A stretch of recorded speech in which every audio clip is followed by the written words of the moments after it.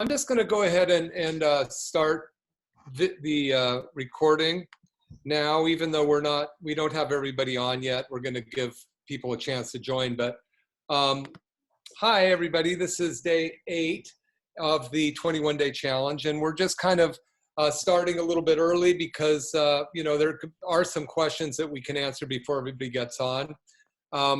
We were talking about the eating window. We say really 6 to 10 hours at first. Now, some people that are more veterans, and this isn't their first rodeo, so to speak, they can find that eating window a lot better than people that have never skipped a meal before in their life. I tell this story about one of my patients in the first class that we did. She was like in her mid 30s, and when we got her doing the eating window, she came in and she actually talked at one of our classes. She goes, I've been waiting my whole life for somebody to tell me I don't need to eat breakfast. She goes, I've hated eating breakfast my whole life, but we've been indoctrinated that we have to eat 3 meals a day. There's people starving in Ethiopia. There's My Son the Nut, Alan Sherman's old, song about that way back in the day. But, we've been so indoctrinated by the food industry through commercials that we need to eat all the time. And if that was the right thing to do, we'd be one of the healthiest countries in the world. But, we are very overweight as a country, the most obese of all the industrialized world. I have a slide on that. I'm not going to bother with it now. But, it's because we've been kind of indoctrinated with this idea that we've got to eat, so much. And I remember when I first embraced this several years ago going, I'm going to skip a meal. I'm nervous about that. I don't want to go without eating. We all know that we get anxious, and, I got to eat, and your blood sugar starts to drop and you get all this anxiety and stuff. And to the point where we would just never not eat. So, Joyce is on here. Hi, Joyce. Joyce, it's had some amazing success with this program. So anyway, that's, we were talking about the eating window. So if 6 hours seems too long for you, then, make it 8 hours, which means you might eat at 11 o'clock and then at 7 o'clock. That would give you an 8-hour eating window and give your body a little more time to adapt in there. So anyway, I hope that helps a little bit. If anybody has any questions, I've got a list of questions here. Put them in the chat, and I'm going to go ahead and get started. And I've got a bunch of questions that were sent to us over the weekend. And today what we're going to do is we're going to talk about diet variation. And we're going to introduce a 24-hour fast. So that might seem like, oh my God, how am I going to do that? Well, you have up to Thursday, this coming Thursday, to do it. And whether you are able to do it or not is fine. If you don't feel ready, you're not ready. Some people are having a harder time than others with this, and that's 100% normal. So I'm going to share my screen here. Liz is on board putting people in as they show up. There we go. And I'm going to slideshow from this current slide. Okay, so here we are, day 8 of our 21-day challenge. And congratulations, you guys have done amazing. One of the first things I want to say is, this is a challenge, and it's not just take it as that, because sometimes people, what I'm getting a lot of from people is like they'll bring in, and here's an example of some keto snacks that I found at the health food store, or some keto Parmesan cheese chips, And the thing is that a lot of this stuff is, because the food and drug industry has figured out that keto was the second largest word searched last year on Google, that they can make a lot of money on the word keto. So they've come up with tons of stuff. And I'm just going to read what's in this, the ingredients here, because it seems harmless. Catalina flour, which is a pea protein apparently, potato protein, non-GMO corn fiber, chicory root fiber, gal gum, tapioca flour, organic high oleic sunflower oil, and natural flavorings. Well, first of all, if you look at the natural flavorings, like if you look at the natural fragrances that we talked about last time with the Think Dirty app, there is no government regulations on what those natural flavorings are. So right there, you're getting potential toxins, and we're already trying to detox our body to get the inflammation out of our cells, because chronic inflammation causes chronic disease. We're trying to get the inflammation out of our body and turn on healthy genes rather than bad genes, okay? So tapioca is in so many things, and tapioca is very inflammatory, and a lot of people have allergies to it. If you have allergies to gluten, which so much of it has been altered for so long, you probably have allergies to tapioca. So my point is, and whether you're religious or not doesn't matter. In the industry, what we say is eat foods made by God. So if it exists in nature, that's what you want to eat. This does not exist in nature, okay? And then when I look at this Parmesan chips, some of the stuff in it, okay, so it has Parmesan cheese, pasteurized milk, well, there's sugar right there, cheese cultures, poppy seeds, sesame seeds, garlic, and onion powder. So it may or may not be terrible, but my point is, during a 21-day challenge, do a 21-day challenge. Now, if you can't, fine. But Catalina Crunch, when are you going to eat these? Is this a meal? Because we're doing 3 keto-friendly meals a day, right? Then last week we went down to 2 keto-friendly meals a day. So where does a keto crunch or Catalina Crunch fit into that? And so really be careful, because we are still putting more than 3 meals in our mouth when we're snacking on stuff. If you're going to snack on anything, snack on nuts or, nut things, like nut peanut butter, well, not peanut butter, but cashew butter or this or that. But remember, we're still trying to really turn our clock around. We're trying to switch our body's tendency to want to eat a lot. So anyway, enough of that. I just wanted to talk about snacks. The 21-day challenge is only 21 days, and we only have, what is it? 8 minus 21 is, we play cribbage. How much is that? I don't know. Not that many days left. So just hang in there. I'm going to go through some of these questions, but goals and wins. I just want everybody to take a look at how you did this week. Were you able to go down to 2 meals a day? I've had some people that have had, some digestive orders, some anxiety, some, nervousness, a lot of different things that have turned on. That's not, they asked me, is that normal? No, it's not normal, but that's why we're doing this, because, it is normal, but healthy isn't normal. Normal is the worst of the best and the best of the worst. So it is normal for your body to go through some of this stuff as we get off these addictions to food that we've been inundated with our entire life. And it's really important to understand that some people are going to have a lot easier time than others. Conditions will show up here and there that other people in your household might not even experience. One spouse might go, I've already lost 5 pounds, and the other go, I haven't lost a thing.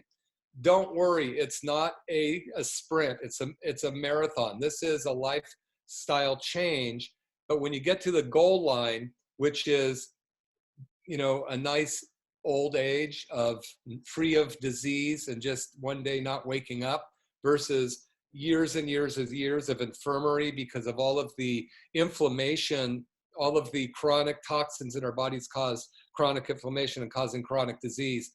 We're training ourselves to not fall in that category. So it's a lifestyle change, not a diet. All right, I'll get off my high horse. So here's some questions that were asked. Does Dr. McCollum have any recommendations on brands of coffee? Yeah, Nats, can you get that big bag of coffee that we have? There's several that you can get. Even the guy that makes the Bulletproof, Dr. Josh, David Aspari has a really good coffee, the big green bag. Yeah, these are coffees that, yeah, this is Bulletproof. You can get the Bulletproof coffee brand. They have them at most stores. This is the XCT oil that he makes as well. This one is a really good. Now you can order this. This is, you want shade grown organic coffee because it doesn't have mold in it. And the organic coffee has a lot of toxins in it. I'm gonna just flash the phone number up here.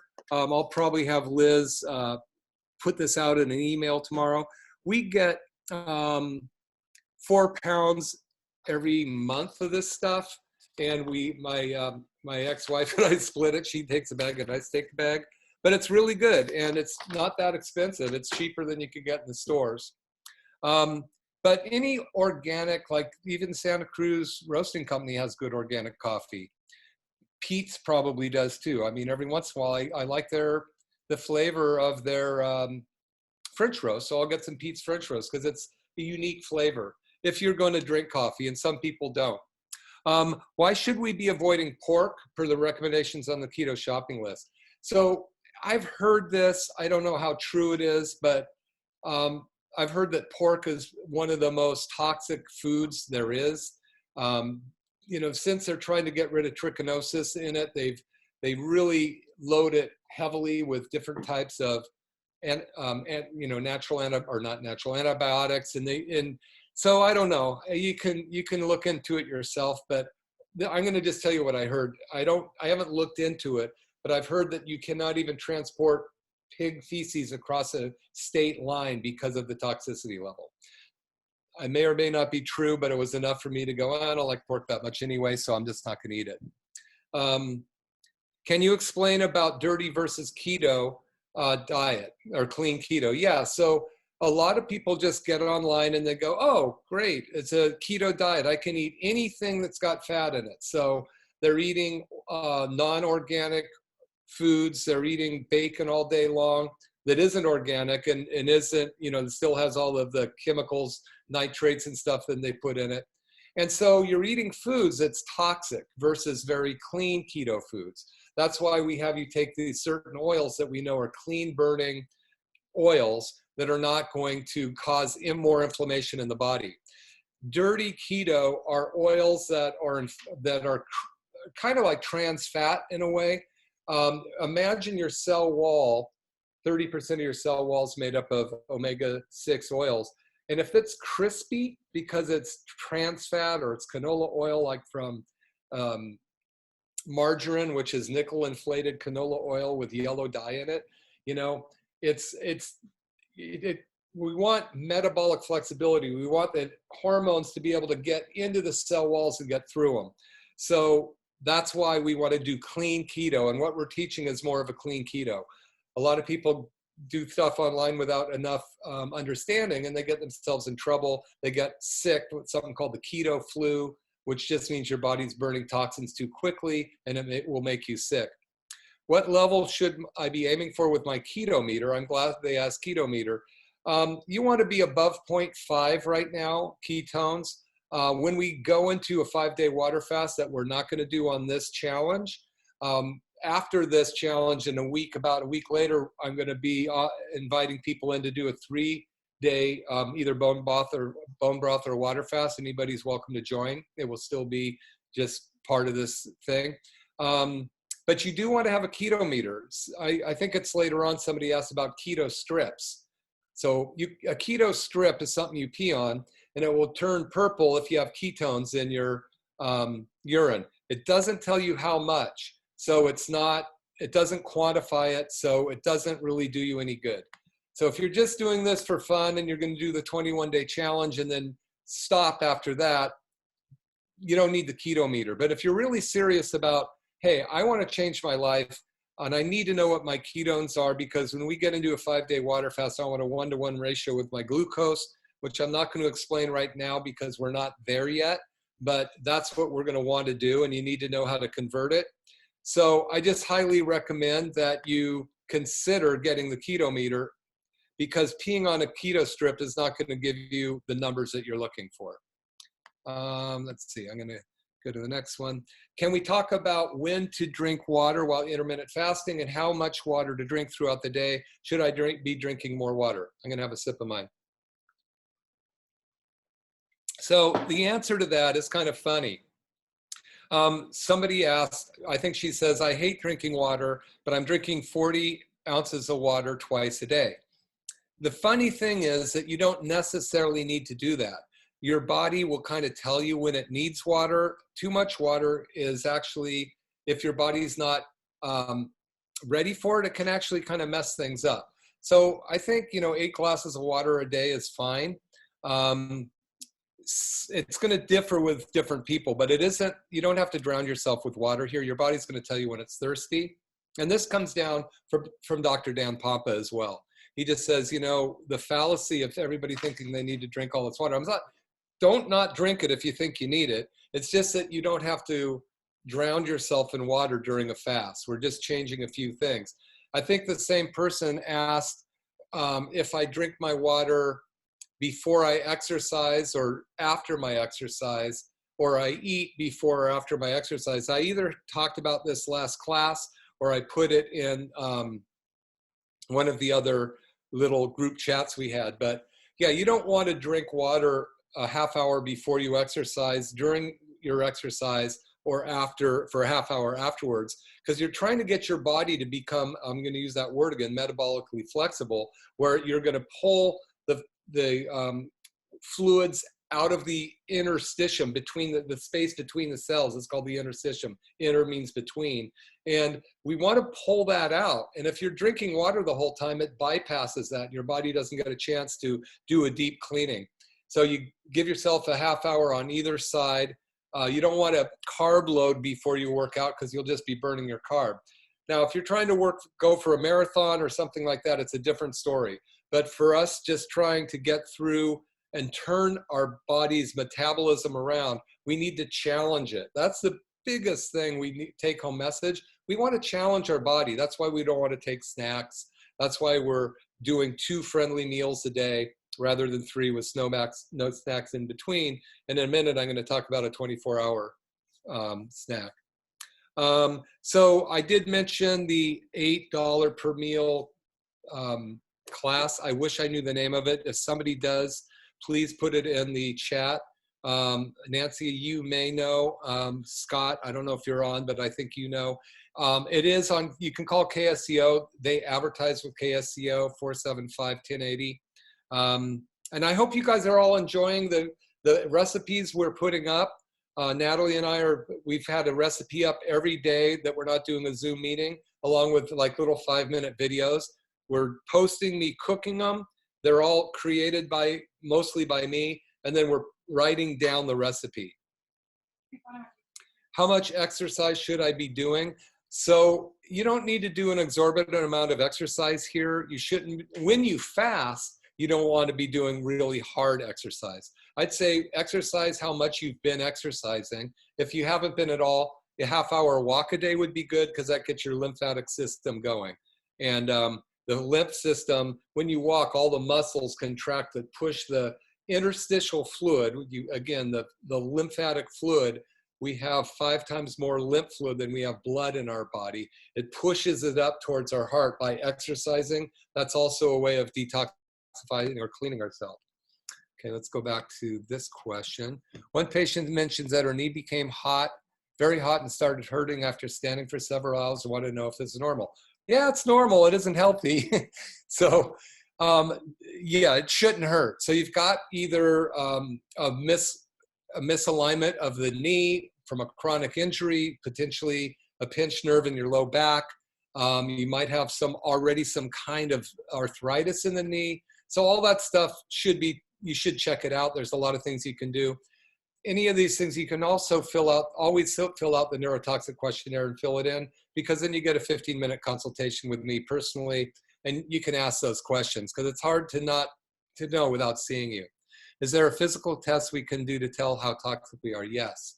Neurotoxic questionnaire is one, and I'll be going into the rest of those later. If one works out regularly, can you get carbs back for the workout, especially a high intensity? So I just answered that. If you're wanting to do high intensity workout, that's a little bit different. I mean, go ahead and do that. But again, I would do moderate workouts right now during the 21-day fast or challenge. And then if you're doing high intensity workouts, that's something where it depends on what you're trying to do. Are you trying to build muscle? Are you trying to burn calories? Are you training for something? Every one of those has a different answer. So whoever asked that question should fill out the questionnaire and talk to me personally, because I don't know how to answer it. Will one lose muscle if we are on such a low carb? So protein is great for helping build muscle. If you want to build muscle, and there's a couple people on here I know that don't need to lose weight, but they do want to get healthy. So they're going to eat more protein than carbs. The protein is going to help it's going to certain pathways in your body build more muscle. And so probably about 80% of you are going to be right in the zone. 20% are going to be either needing more protein or less protein, or more carbs or less carbs, and or need help with why am I having trouble. Those are the people that should fill out the neurotoxic questionnaire. Anybody's welcome to, but you know, a lot of you are going to fit right into that spot really well. Others of you are going to need more help. Preemptive questions about the 24-hour fast. Well, I'll be going into that, but let me read them. Is grass-fed bone broth considered a meal?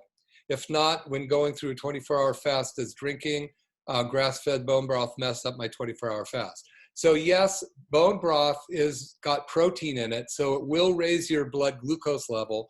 So it is considered a meal. So during a 24-hour fast, you would not be drinking bone broth between, let's say you have dinner and dinner.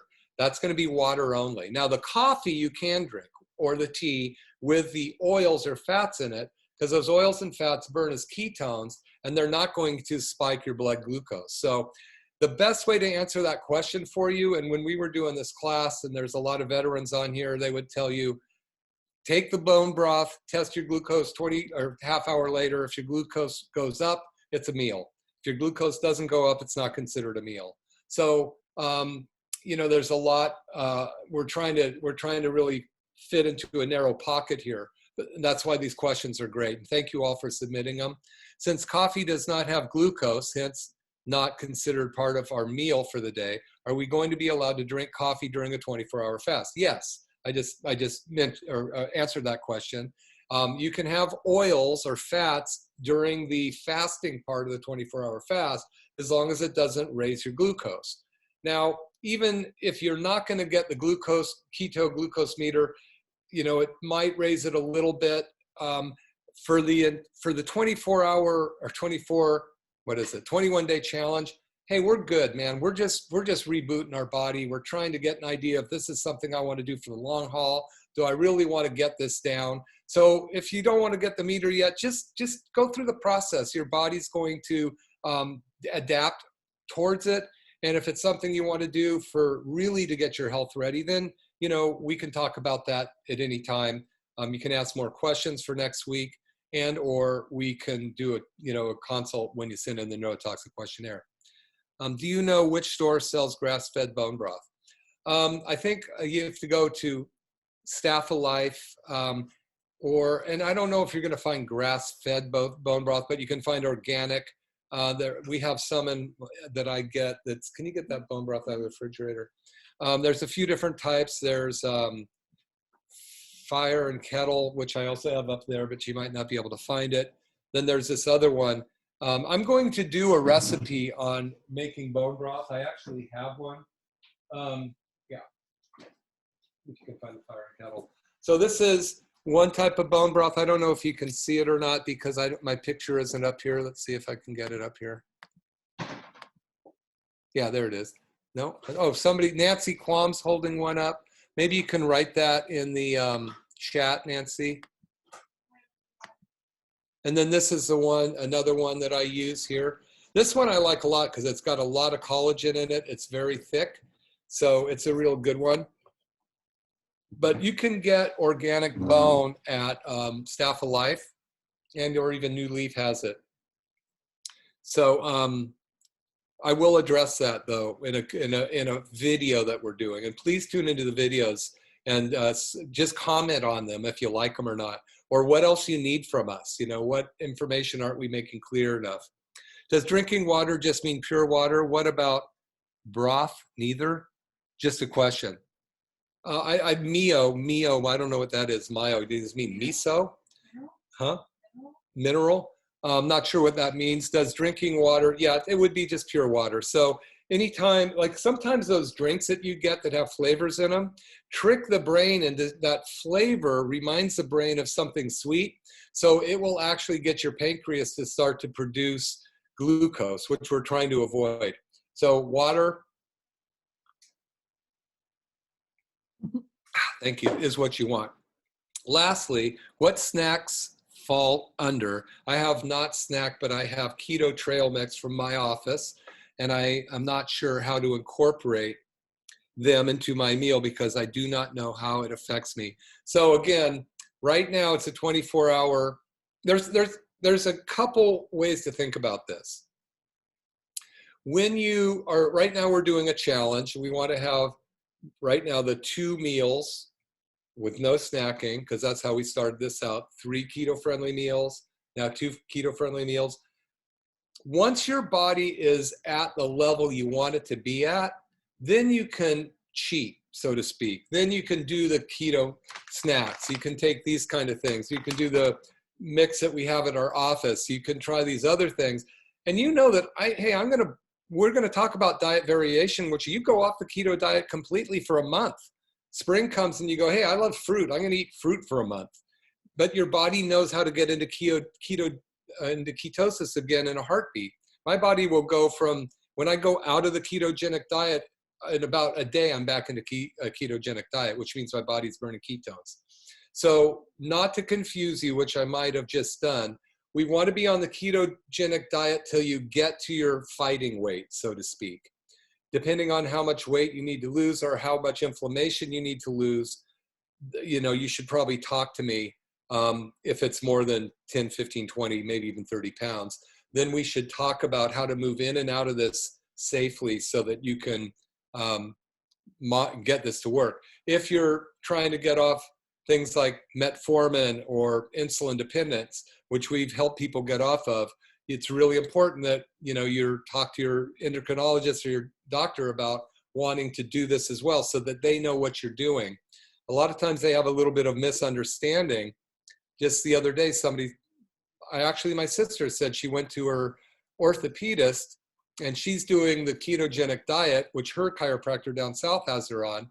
And the orthopedist said, oh, well, you can get ketoacidosis and die like Karen Carpenter. Well, yeah, you can, but that's a far extreme. You know, we're not going to get you there right now. This is just going a little bit at a time. We're going a step by step. I'll write something down. Oh, one person asked, what is the best window between 2 meals per day? We eat around 11 and then around 5. Yeah, 11 to 5 on the ketogenic. That's fine. I am going to address one more question because I didn't write it down, but one person was saying that they wake up really early at 5 in the morning. They have their keto coffee at about 6. Then they have breakfast. Then they feed their kids. They go to work, and then they eat dinner at 6.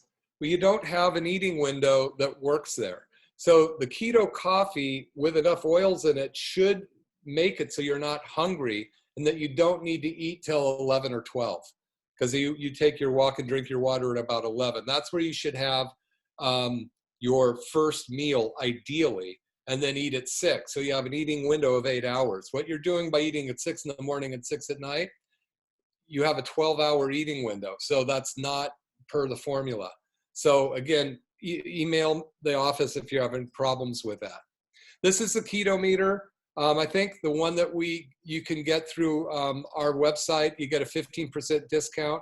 You want to get the one that has the extra 50 there's a box of 50 more keto strips and 50 more glucose strips. It comes to about $120, which is $1 a strip. And the keto meters for free.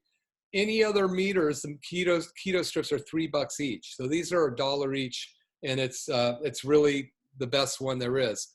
You know, you're going to want it if you're really serious about this, because you want to know exactly where you are in ketosis. And I know there's many people on this call that would agree with me. Okay, let's see. Okay, here we go, the 24-hour fast. Dinner to dinner is the most convenient. You could do breakfast to breakfast. You know, you could have breakfast and then not eat till the next breakfast. But 24-hour means, like, if I eat at 6 o'clock tonight, I'm not going to eat till 6 o'clock tomorrow.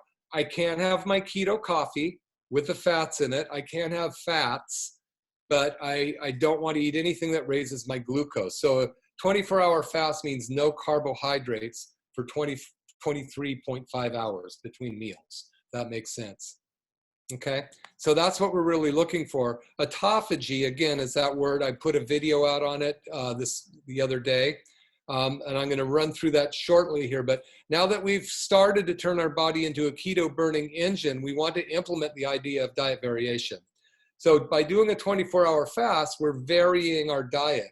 Our diets do very well, our bodies do very well by being challenged. The way that we, after World War II, we could eat what we wanted, when we want, how much we want, with whoever we want, wherever we want. And we just our bodies got sicker and sicker and sicker and sicker till we're the sickest country in the industrialized world. So diet variation means we're pushing the body, we're challenging it, we're training our digestive system.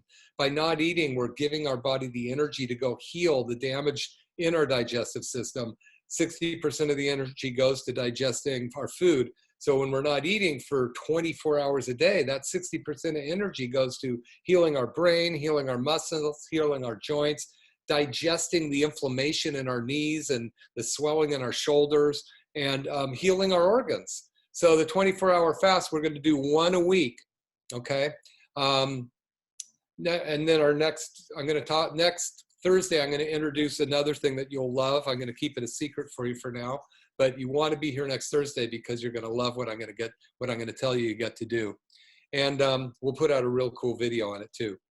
So diet variation is what we're moving into. Remember, it's intermittent fasting, ketogenic diet, diet variation, ancient healing strategies, and cellular detoxification. Those are the 5 things that we're going to work on in this 21-day challenge. And I'll go over them again and again to get our bodies to be metabolically flexible, which means it can burn any fuel, ketones or glucose at will, so that we can get hormone optimization, which means our cells can use our hormones that our brain is telling our pituitary gland and our endocrine system to do, so that we can function easily without burning blue smoke and rattling down the road with exhaust coming out and steam coming out from under our hoods. Okay, that's what we're trying to do.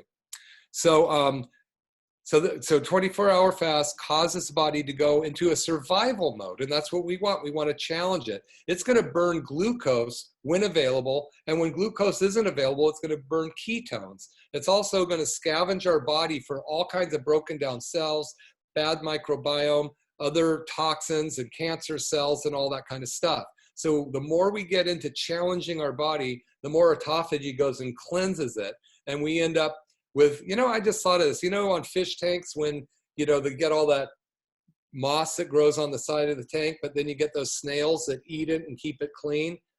That's what autophagy is. Those snails are like autophagy. They go and clean up the organs in our body, the blood vessels in our body. They keep everything clean and burning smoothly. So this is called metabolic flexibility, and you want to know this term because metabolic flexibility is our goal. All right, where are we at?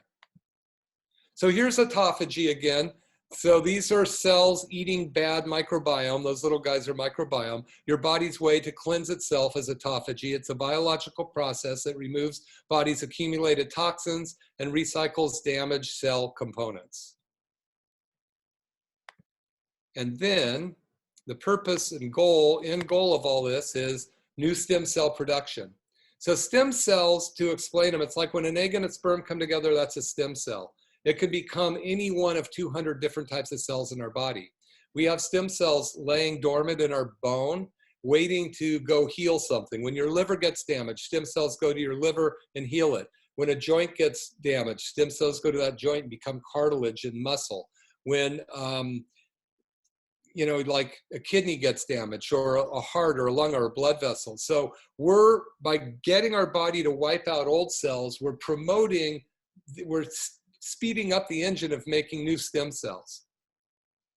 And I did a kind of a cursory graph. I found this one though. So this is what happens over a 5-day water fast. The blue line going down is glucose burning. So when you're eating sugar all the time, you're maximally burning glucose. When you stop eating sugar, your body's going to burn up the available glucose left in your liver, and then it's going to slow down because there's not very much glucose left. But it's going to be burning bad dying cells, bad microbiome, all those things that have protein in it that burn as sugar. On day 1, you'll notice that this green line is intestinal stem cells. So on day 1 of a fast, your body's making new stem cells to repair your digestive system. Why would it fix your gut first? Because it's the most important. If we don't have a healthy gut, you're not going to get well no matter what we do. Then you see the immune system start to reboot itself, the purple line. Why? Because we talked about white blood cells get old and in the way, and they have really terrible memories, which means they remember everything. And they become an autoimmune response because they jump at gossamers. Any tiny little spider looks like a Tyrannosaurus Rex, and they create these huge inflammatory responses. So we want your body to eat all those white blood cells and make new white blood cells that don't have any bad memories. It's like nightmares. We don't want them. So you can see by day 3, the immune system is rebooted, and most of those really bad white blood cells have been killed, and your body's making really cool new young white blood cells. Also, you see the red line is autophagy. So, that's that word. It's when we start fasting, your body's burning, eating, and then at day 3, it's at maximum autophagy. This is Dr. Yoshinori Asumi, won the Nobel Prize for this in 2016. Then autophagy starts to drop down by day 5. And then the other immune cells that I missed are, where are they? Oh, here they are, the purple. That's your immune. Okay, the purple is your immune system rebooting and your musculoskeletal stem cells. So what's making new muscle cells, new ligament cells, new tendon cells, also new heart cells, lung cells, and all that. But they all kind of go up the first 3 days. And then weight loss, the yellow line is going up. The longer we go into not eating glucose or into a fast, you can see that your ketones are rising. Why are your ketones rising? Because it's eating your own fat.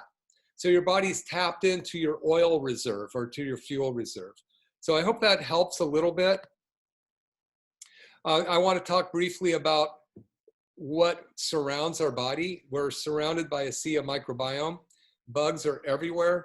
There are 100 trillion of them in our digestive system alone. They're covering our skin completely. Nothing gets into our body without going through a microbiome first. And so when you're using antimicrobial stuff, when you go into a store, or that stuff you put on your hands, you're actually damaging your body, believe it or not, because you're not only killing any bad microbiome, which there's very little of, but you're wiping out all the protective microbiome on your hands. So really, you do what you want, but anything that's antimicrobial, there's more good bugs than there are bad bugs in and around us. But when you wipe out your protective mechanisms, the bad ones can get to us sooner. And so I'm going to talk, I have to keep moving this thing, boosting our immune response. So again, we're surrounded by a sea of bacteria, viruses, molds, and all kinds of other microorganisms. They help us survive in the atmosphere. They help us digest our air, digest the food we eat, detoxify things in our intestines, and much more. We can't live without them. When I do a longer class, I have a picture of a microscope, and the brothers that invented the microscope in 1761 or something like that, or earlier, whenever it was, I forget their name. But imagine they put a drop of water on that scope. looked at it and they saw something wiggle and they went, ah, kill it. And we've been trying to kill microbiomes ever since. We'll never kill them. All we'll do is wipe out the good ones and make the strong ones stronger, which is what's happened with the massive use of antibiotics. Now the microbiome strains are so strong, antibiotics won't even kill them anymore. So our only hope, make our bodies stronger, because there's not going to be a magic pill that's going to get us healthy. It might help us ward off issues, but the people that are going to make it are the people that are the healthiest. And that's why we're doing this 21-day challenge. So I know this is a lot, but and we have a slide or show coming out on this, I think tomorrow, on the three-legged stool, but I want to introduce it to you shortly here, and then we'll go into it more. But your body and your existence is like a three-legged stool. If you have one leg, you lose one leg, you fall over. So the middle leg is stressors, and those are the physical universe stressors. It's physical, chemical, and emotional are the three parts of that triangle. We'll go over in a minute. Then over to the right, we have the microbiome, and then the DNA or the genes. So stressors, you can see bacteria, molds, viruses, pollutants, toxins, carcinogens, heavy metals, germs, parasites, and vaccines. All of these things stress the body. When the microbiome, when this gets stressed, our microbiome go wild, and they get bad microbiome in our intestines and everywhere else in our body. The cells get inflamed, which means toxins stay in the cells, which turn on bad genes, which cause genetic disease. So we want to heal our microbiome by healing the gut, stop eating the bad foods, even the snacks, good as they look, get the stressors handled as much as we can. You know, if you need to change your environment at a workplace and it's killing you, get out of there. I've had to have people quit their work because they had terrible bosses. And I mean, it's unfortunate, but sometimes you have to do that. And we are handling our chemical stressor by going through this, changing what we're putting into our body, by learning how to detoxify, which some of you will want to do. Again, neurotoxic questionnaire for that.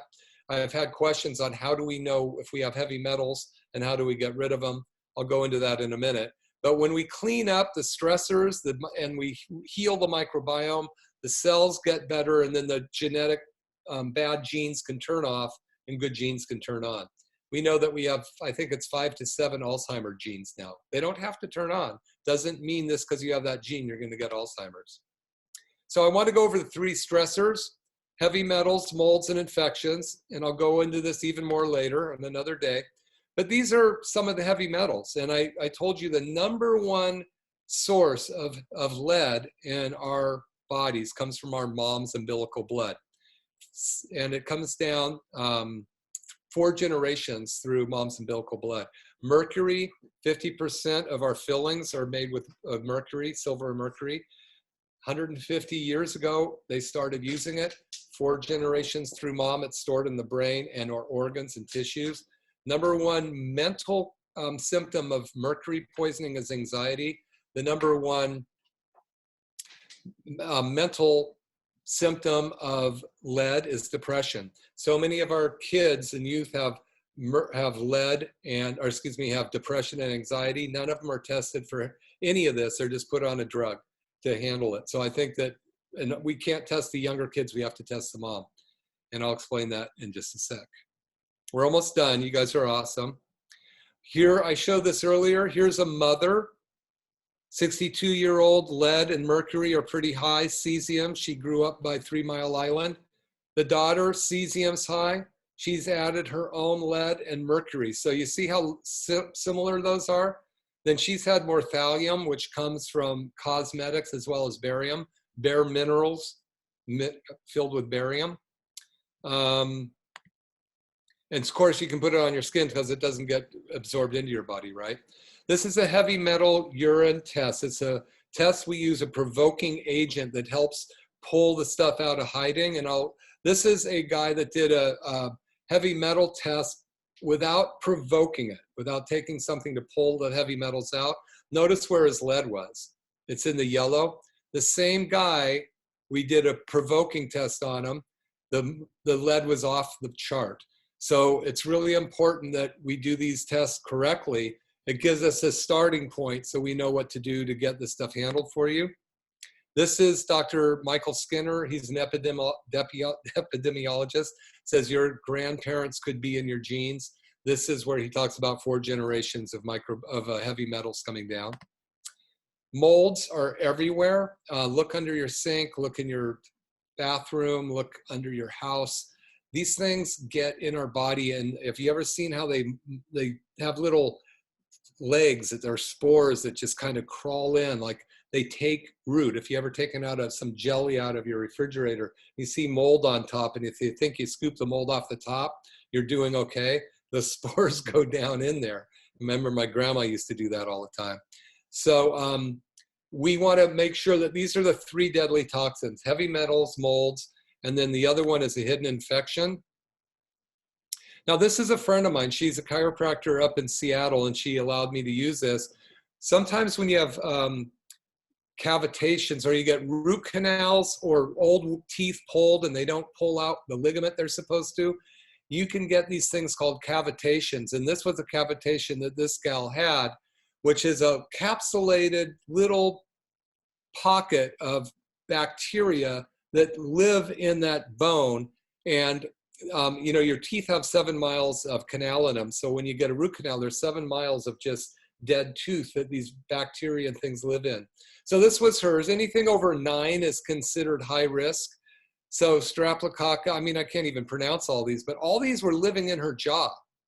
And they basically poop out little microtoxins called mycotoxins that just get in, and they can cause joint pain, they can cause fibromyalgia, they can cause all these different all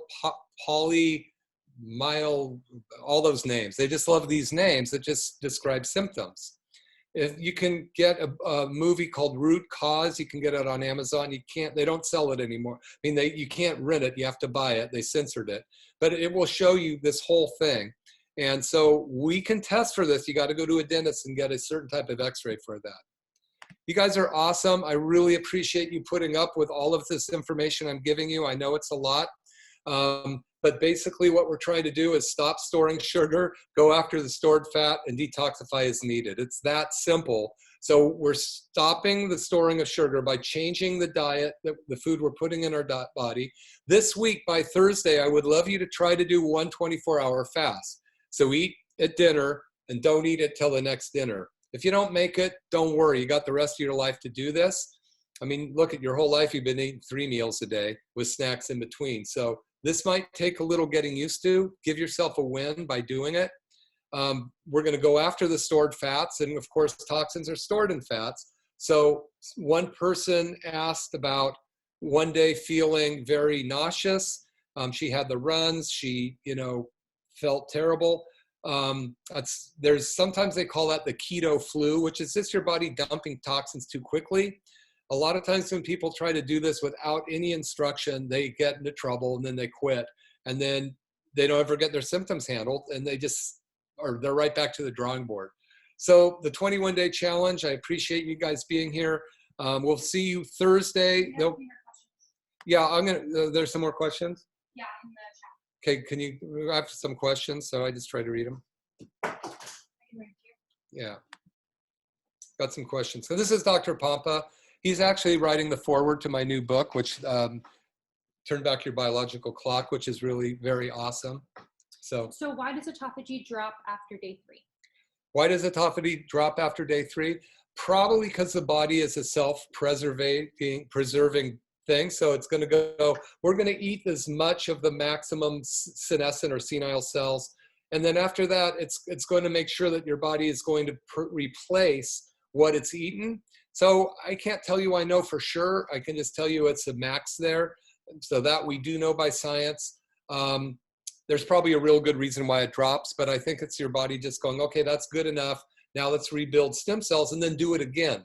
So we go through cycles and cycles. You want to go on and off this type of thing. And like I told you that Dr. Michael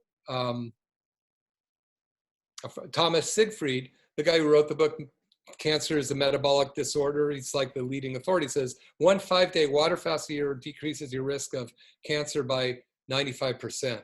Because during that time, your body's doing autophagy. A lot of times when people are unhealthy, we have them do 3 to 4 5-day water fasts a year. And there's several people on this call that have done that, because it's going to take a while to undo what you've taken a lifetime to do. And it may be that you fail 8 times trying to do a 5-day water fast and you get to a day and a half. Great. That's awesome. Next question. Can we get cavitation if we haven't had tooth extraction or root canals? Can we get cavitation if we don't have cavitation or root canal? It's probably very possible. Maybe you've been playing a sports and you got hit, and like people get hit and they don't get a root canal, but their tooth dies. So if you have any kind of injury that could, you bite down on something and, it's possible. It's easy to get tested for. You get what's called a cone beam x-ray at your dentist. It's a CAT scan of your jaw, but most dentists don't know how to read it. So we send it to a guy. You can get them to do it, get us the disc, and we send it to a guy in New York who is the #1 person that all of Dr. Pompa's patient or staff and other doctors send them to, because a lot of people don't even believe they exist, but they do exist. We've seen them. I even had one patient show me one that we did of her. I don't even want to tell you what was growing in there. I won't. After we're finished with the 24-hour fast, do we go back to 2 meals? Good question. Yes. So we're going to be talking about something called the 5-1-1 on Thursday, which is, I'm going to tell you right now, that 5 days a week, you want to be doing the 2 meals a day. 1 day a week, you're going to do a 24-hour fast. And then the other one, I'm not going to tell you till Thursday. So it's a 5-1-1. So you can do it any way you want. See, somebody tried to trick me. Who was that? So we go intermittent fasting, two meals a day for 5 days. And maybe on day 3, you want to throw in a 24-hour fast. It doesn't matter. You might go, I'm not hungry. I'm just going to do 24-hour fast a day. You might even get to where you do 2 24-hour fasts in a week. The last day is cheat day. Yeah, that's right. But no telling. And then next time I'll tell you what that other day is. And then any good tuna? Charlie the tuna is the only good tuna. No, just kidding. Yeah, there is good tuna. We've done a few videos on. We haven't posted any. Oh, we haven't posted any, but we've done several videos on some of the seafood dishes, but you only want to do seafood once a week because it has mercury in it. Same with tuna. Once a week is about as much as you want to do it. But yeah, you can get, go to the health food store and you can get healthy tuna. Just get the stuff where they don't net it. And I don't get it in oil because we don't know where the oil came from. If you get it in water, that's going to be much better. I used to think, I'm going to get my oil in the tuna. Then I was talking to Dr. Pompa about it. He goes, yeah, you just don't know where that oil comes from. It could be canola oil for all you know. And, you just don't want that stuff. Okay, last question. So does that mean we should start the 24-hour fasting tomorrow after dinner? Great question. When do you start the 24-hour fast? Sometime by Thursday. Anybody wants to do it tomorrow, go for it. If you want to go, okay, I'm going to do the 24-hour fast, the 2 meals a day, a few more days, and then do the 24-hour fast. That's fine. Usually we're speeding up this course a little bit. I'm adding, I'm speeding it up a bit. So if you don't feel ready to do the 24-hour fast yet, don't do it. Maybe wait till Thursday day. And then when we're on the call Thursday and I get to tell you what that other one is, you can decide to do it or not. Okay, so I think that's that.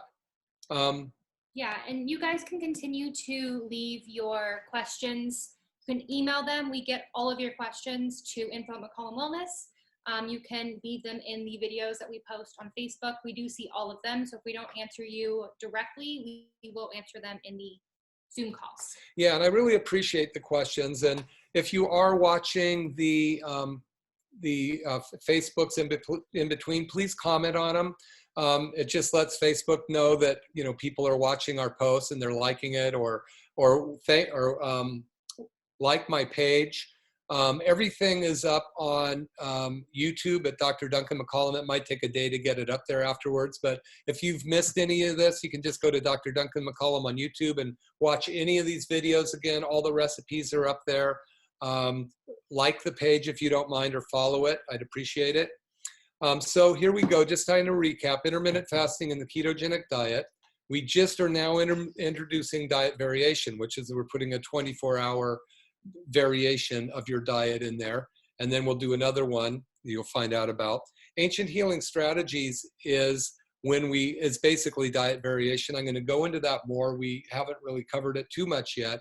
Detoxification techniques, I started a little bit on that, but we really need to know if you need to detox or not, how toxic you are. Talked about some of we do testing. The heavy metal test is something you may or may not want to do. It's $199 if you ever want to. You don't need to. And then you have to buy the products as well. But it's kind of good to know if you think you're toxic or prone to Alzheimer's disease or chronic diseases, your family has them. You might want to know where you're at with it. Then we know what autophagy is. It's self-eating. That's what we're getting our body to do, is break down all these old senile body parts or the cancerous cells so that we can get stem cell production so our body can replenish itself and make ourselves younger and turn back our biological clock. One way we turn back our biological clock, besides making our telomeres longer, which we talked about before, is get the chronic disease out of our body. If we can get the chronic disease, we're not going to die of chronic disease earlier. So we can turn back our biological clock by getting rid of this. We get rid of chronic disease by getting rid of chronic inflammation. We get rid of chronic inflammation by getting rid of toxins. Toxins are stored in our fat cells, and then we may need to do something to get them out of the brain and deep out of our tissues. We're shooting for metabolic flexibility, which means your body can burn one of two fuels, ketones and or glucose on demand, so that we can optimize our hormones, so that we can make our body burn like an amazing, clean burning machine. Remember, our whole goal is I want you to teach you to fish, not give you a fish. That fish is still living, the one I caught. An unnamed river up north. There's a beautiful native rainbow caught on some kind of fly. And that big fish was my grandpa. He lived to be 97. That was the largest fish ever caught out of Huntington Lake at the time. And so anyway, I really appreciate you all being here. We'll see you Thursday. Look out for the videos on Facebook. And if you can't get into them, get up on YouTube. And I really appreciate you guys. Tell your friends about this. And know that after this is done, we're going to continue on with some other really fun parts of the program. And I'm just going to stop sharing my screen here. And we've had a lot of people let us know things that their wins they've sent us directly. So if you guys have anything that you want to share that's exciting, we would love to hear it. And if you're okay with us sharing it with the rest of the group, that would be awesome too, because you guys are kicking butt. Yeah, we've had a lot of people give us really amazing wins already. So appreciate you guys. Thank you so much. Send in your questions. Love you all. Bye. Love you too. Bye.